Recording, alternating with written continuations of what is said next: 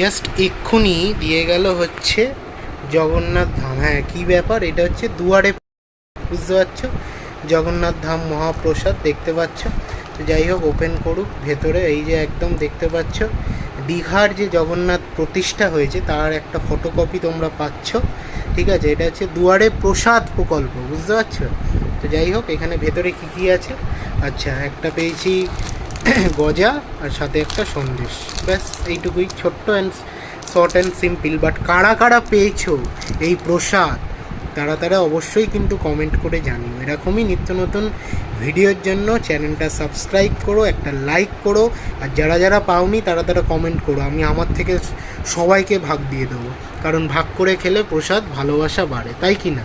চলো টাটা, সবাই ভালো থেকো, আর জয় জগন্নাথ। চলো 27 তারিখে রথ, আজকে দিদি পাঠিয়ে দিয়েছে প্রসাদ। Bye, tata, good night.